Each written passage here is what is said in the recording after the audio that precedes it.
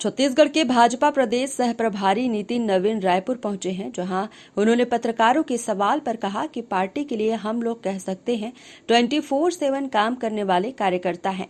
भाजपा की खूबसूरती यही है कि वह अपने संगठन की हर स्तर पर समीक्षा भी करती है और समीक्षा में जो भी कमियां नजर आती हैं उन पर सुधार भी करती है। उन्होंने कहा कि नक्सलियों के जीरो टॉलरेंस की नीति पर काम कर रहे हैं, वहीं हम हर समय चाहते हैं कि बातचीत कर उन्हें मुख्य धारा में लाएं। देखिए, पार्टी के हम लोग कह सकते हैं कि हम लोग 24/7 के कार्यकर्ता हैं। जीत के बाद भी और हर चुनाव के बाद अगले दिन का फिर कार्यक्रम। मेरा ये मानना है भारतीय जनता पार्टी की खूबसूरती यही है कि वो अपने संगठन को हर स्तर पर समीक्षा भी करती है और समीक्षा में जो कमियां नजर आती है उस पर सुधार भी करती है।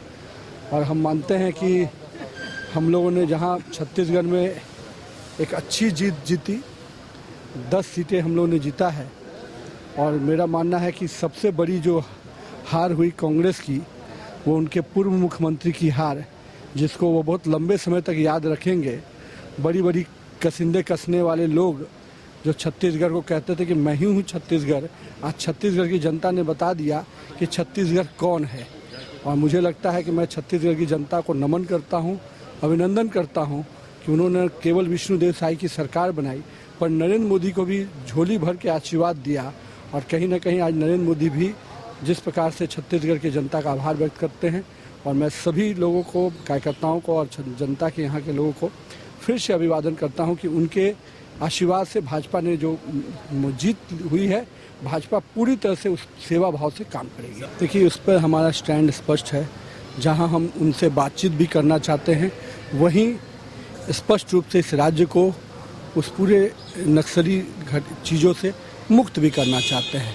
तो सरकार दोनों ही स्तर पे काम कर रही है, और ऐसी जब जब चीज़ें आती हैं तो निश्चित रूप से जहां एक और दुख भी होता है, वहीं सरकार की जो एक्शन है वो कहीं ना कहीं स्पष्ट दिखता है कि हम नक्सलियों पे जीरो टॉलरेंस की नीति पे काम कर रहे हैं। वहीं हम हर समय चाहते हैं कि हम बातचीत कर उनको मुख्य धारा में लाएं। अब कहाँ पर रोड शो के प्रधानमंत्री तो पूरे देश में घूमे थे, और कहीं ना कहीं हर जगह प्रधानमंत्री के नाम पर सब जगह समर्थन मिला, और प्रधानमंत्री जी पूरे 140 करोड़ जनता का आभार व्यक्त कर चुके हैं, और पूरे 140 करोड़ की जनता का वो सेवा भाव से फिर से मोदी 3 के कार्यकाल में काम करना शुरू कर चुके हैं। अब शरद पवार जी किस नज़रिए से देखते हैं।